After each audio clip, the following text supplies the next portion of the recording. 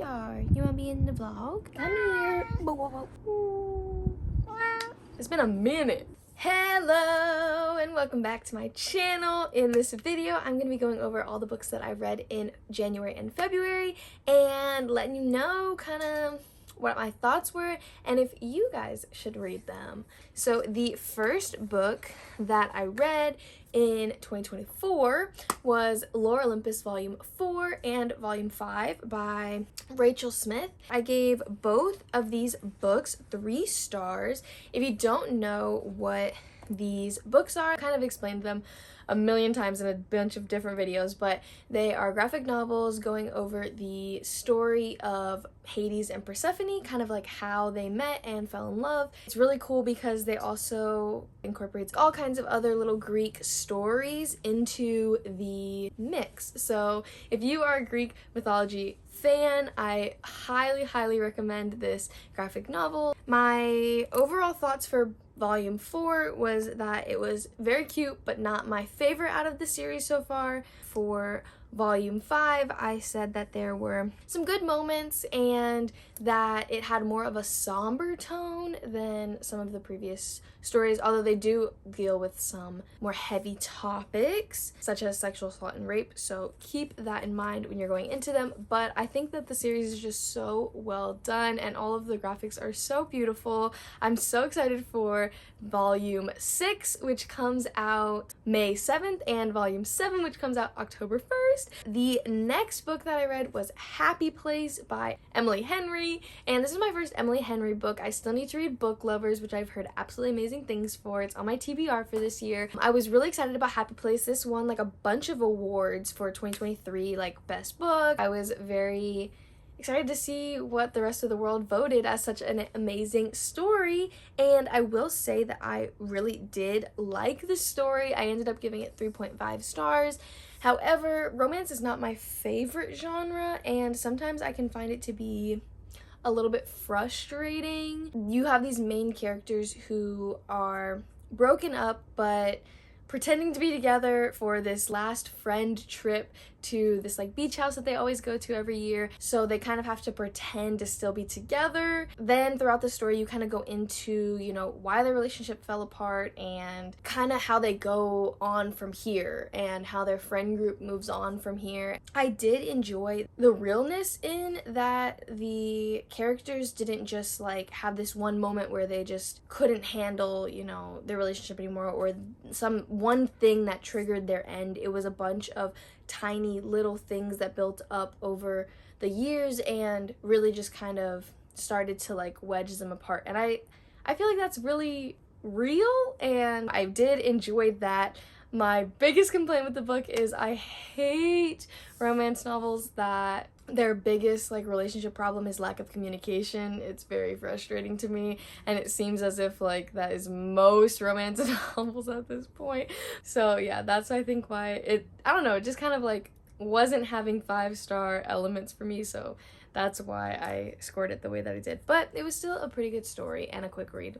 The next book that I read was Book of Night by Holly Black, and this book was actually so good. I listened to it on audiobook, and I will say I typically listen to very simple audiobooks because I have a hard time like following a bunch of characters and names. This book, it wasn't too difficult to follow along, but I did find myself getting a little bit tripped up with names and places and things.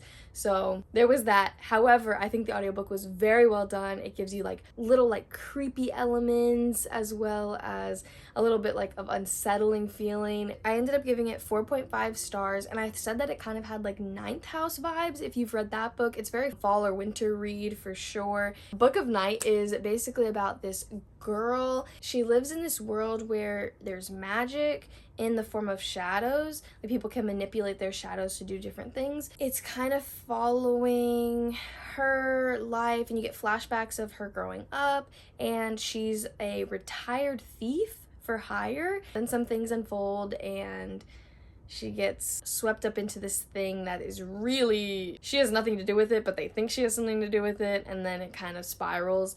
I actually really liked it, and I'm super excited that I liked it because this is Holly Black, and Holly Black, she did the Cruel Prince trilogy, which I really want to read this year, so I'm glad to know that I like her style of writing. So yeah, pick that one up. Then I read Magnolia Parks by Jessa Hastings. This book was a lot.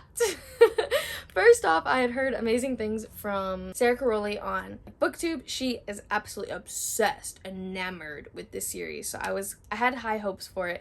And I ended up reading this one on ebook. I kind of downloaded it illegally. It was a very quick read. I think I read it in like 2 days. I wanted to read my synopsis that I wrote on Goodreads because I felt like I really summed it up perfectly. 2.5, maybe 3 stars. Wow. The story is very well written and I was pretty invested, but the characters just made so many horrible mistakes and I don't know, it kind of made me angry the whole time. Which proves to the point that it was well written because my feelings and my emotions were so visceral throughout the whole book. The end, I feel like I've been slapped. The whole book feels like a slap. It was a lot. I'm heartbroken. This is definitely not a feel-good book. Yeah, I don't really know what else to say about it. I'll give a tiny synopsis. It's about this girl, Magnolia Parks, and the love interest is BJ, and it's kind of about their love story. They're both incredibly wealthy, and so you kind of get this like Gossip Girl-esque story where there's just a bunch of characters and friends and stuff, and they're all going out to clubs and drinking and making really bad decisions and jetting away to Italy because they want to and they just want to get away and like all these things. It's fun but also like makes you want to like, and also at the same time like it feels like your heart is getting ripped out of your chest. I don't know. It's a weird, I don't know. It's a lot. It is a lot. You want to not like the story because the characters are just so infuriating, but at the same time, it's so well written that like I said, I finished it in like literally 2 days. So I don't know. I really just don't know how I feel about the book, honestly. I don't know if I recommend it. I don't know if I don't recommend it. If you're feeling like you're in for a lot and you want that experience, yeah. The next book that I read was Astrophysics for People in a Hurry by Neil deGrasse Tyson. I hope I'm saying his name right. This was actually an audiobook. It was about 4 hours long and it was voiced by Neil, which was really, really cool. I also didn't know who Neil deGrasse Tyson was, which that is just me being so ignorant, but apparently he's extremely famous in the physics space and he did a great job at narrating. I thoroughly enjoyed his voice. I ended up giving this book 3 stars. I almost DNF'd this book. The first 3 to 4 chapters were rough. They went completely over my head. I was rewinding endlessly, trying to understand and grasp these concepts, and it just ended up leaving me feeling extremely dumb, and I was like, I don't know if that, like, why am I doing this to myself? Once you get past the first like 3 to 4 chapters, it actually gets so good. You learn so many cool, like fun facts. And I was like telling my coworkers like, oh my gosh, did you know this random fact about space? Like so cool. So overall, if you are into space and the cosmos, yeah, read this book. I think it was great. But be prepared for feeling inadequate and like your brain is too small. Maybe you won't feel that way, but I sure did. So now we're moving on to my February reads. In February, I ended up finishing An Ember in the Ashes by Sabaa Tahir. First off, I'm obsessed with my girl Sabaa. I actually met her at a book conference one time and I have like signed posters on my wall. I have a signed second copy. I'm rereading this series because it's a 4-book series. I've read the first 2 books. The Waverings and Words book club is doing a read-along where they are like reading them 1 book each month through January and April. And so I've really been trying to keep up. It is now March and I am 75 pages into the second book, so I'm a little bit behind. In 2018, when I first read An Ember in the Ashes, I absolutely loved it. 5 stars, 100%. This time rereading it, I ended up giving it 3.75 stars. I feel like the reason that it went down for me mostly was because it's a good story and I liked it, but I remembered way too much of the story, and most of my elements that I remembered are in book 2, and so the whole time I was waiting for these things to happen, and it was feeling like it was dragging the whole time because I was like, when did these things happen? When did these things happen? And they don't happen until book 2. I now know that because they didn't happen in book 1. So I'm excited for book 2. I don't know why I haven't really gotten into it, but A Number in the Ashes is basically a story about this girl, and her brother gets taken by these soldiers, and so she is trying to save him. But to do that, she gets sent on this like mission, and she has to go undercover as a slave to this war military base, like a school. It's in a dual perspective. It's from this girl and also one of the soldiers, Elias. There's a little bit of magic kind of thrown in, but yeah, you're kind of like uncovering some secrets and learning everybody's past and kind of connecting some dots. So very good, definitely a starter for the series. The next book that I read, I was so sad to finish this series. I read Things We Left Behind by Lucy Score. I actually got recommended this book by my bestie, Verity. She let me borrow all 3 physical books to read from, so I finally finished the series, and let me say, this was my favorite book of the whole trilogy. It was so freaking good. I was just, so sad to see them all leave. But this is the 3rd book, and so it follows 2 more characters, Lucien and Salone. I'm obsessed with both of them. Lucien is like this super rich private investigator type person. He kind of works with a lot of like politics and sometimes with like the government to find out things or to keep things hidden, kind of ambiguous. And Salone is a librarian, and they were childhood friends. They lived next door to each other, and then they had this falling out, and they have been enemies in the past 2 books. And so this was a slow burn enemies to lovers romance, and it was so I'm obsessed with the good enemies to lovers, and I really did enjoy this book. I ended up giving it 4 stars, which was the highest that I rated all 3 of this series. My only complaint with it is that it's a very thick book, and Lucy Score almost took me out with the slow burn. I needed some more action because they were still enemies here, and that was a lot for me. But no, I actually really enjoyed this story and highly recommend this series. If not the other books, this one, because it's really good. Then I read A River Enchanted by Rebecca Ross. I have such mixed emotions about this book because, okay, hear me out. The book itself is literally written so beautifully. The way she uses personification to really just give the elements and nature these qualities, it's so breathtakingly beautiful. Like it's like warm. It makes me so happy. With that being said, the actual plot was so slow and boring. I was not about it. I was not about the plot. I just found it to be like so lacking and dragged a lot. So I ended up giving this book 3.5 stars. I really just don't know if I recommend it. I really don't, because I think the writing is so pretty that like you should read it, but at the same time, like, I'm not gonna force you to read something that's so slow. It almost gives off like classical vibes.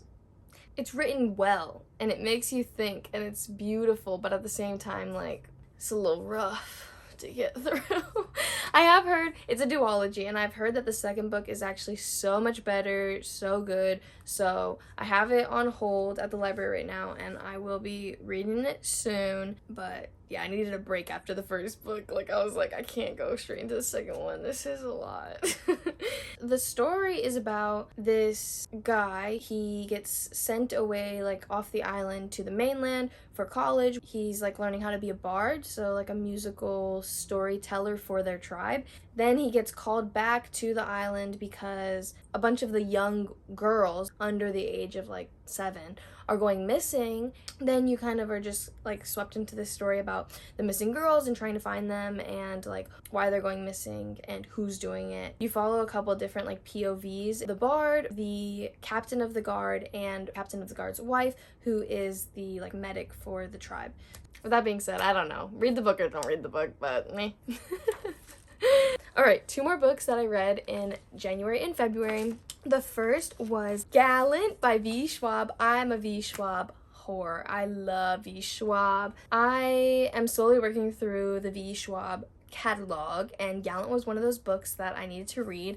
So Gallant is about this orphan ends up getting sent to this place called Gallant. It's kind of about like the mystery of her mother who left her this journal and what she finds at Gallant. And there's a little bit of magic in it. This book, I ended up giving it 3.75 stars. I listened to it on audiobook. It was super small. It was only like 8 hours. It's kind of slow, but at the same time like compelling, so you want to keep reading. However, please, please, please, please, please, if you read this book, get a physical copy or an e-book copy and read that along with you. So in this journal that her mother leaves for her, she describes these pictures that are like in the margins and on the pages, and that's kind of just it. About halfway through, I was thinking like, I wonder if the way that the journal is written in the physical copy looks different than just like words on a page like a normal story, right? So I downloaded the ebook, and when I looked through the ebook, I was shocked to find there are so many beautiful drawings throughout the whole story. It just added such an element to the story. Like, please, the audiobook is so well done. You get like creepy vibes, and the accent was really cool. And I don't know, just I was really intrigued by the story itself, and especially the audiobook. It was so well done. However, please do not just listen to this on audiobook. You have got to look at the pictures. They're so good, and they add so much to the story, like such an element to the story that it was lacking before I knew that there was pictures. So that was my biggest caveat for this book. Definitely get a physical copy or an ebook copy when you're reading it, and just buddy read it. Like, I was listening to the audiobook while I would look for the pictures. So yeah, good time for sure. And I did like that book a lot. So if you like V. Schwab and you like her writing, I think you'll like this book. It's also a standalone novel, super short, so yeah, highly recommend. The last book that I read was All of Us Villains by Amanda Foote and Christina Lynn Herman. This book I ended up giving 3.5 stars. Let me tell you, the first 100 pages or so, I almost DNF'd this book. It was so freaking slow. I was like, I can't do this. I just cannot get into this story. It's about this group of people, 7 kids really, I think they're all like under 18, and they have to fight to the death in like this tournament, and then whoever wins like gets high magic, which is a lot stronger than just regular magic, so it's very coveted. Whichever family gets it is the only family that can use it for the next 20 years until the next competition happens with the next generation of kids. Crazy story idea, like concept to begin with, but I'm telling you, they don't even get into the competition for like 100 and some pages, and that was just, I was losing it a little bit. But once you get past, if you can push through, if you can persevere, then it starts picking up. It gets really good. I will say, I felt like this book could have easily been a standalone book, and it is not. I think it's a duology. So with that, I was a little bit like, they could have just done one book. Like, they're really trying to drag it out. But I also thought, you know, I'll probably read the second book. So that was all of the books that I read in January and February. My favorite book for January was Book of Night, and my favorite book in February was Things We Left Behind. I would highly recommend those books. As far as the rest of the books, a lot of them got 3 stars or 3.5, and a 3-star for me really just means like it was an okay time. Like, I don't know, it was okay. So I don't really know if I recommend them or if I don't, but yeah, you'll have an okay time reading them. Some books that I am planning to read in March. I am currently in the middle of Normal People by Sally Rooney, so I will be finishing up that. Love Theoretically, which is overdue at the library, so I should probably finish that / start it. I want to finish A Torch Against the Night, and also get the 3rd book in the series and read that in March before the book club. The Isle of the Gods by Amy Kaufman. I'm obsessed with Amy Kaufman. I think her books are so good. That's what I'm getting onto, and hopefully we'll get into in March. But I hope that you enjoyed. Thank you so much for watching, and I will see you in the next video.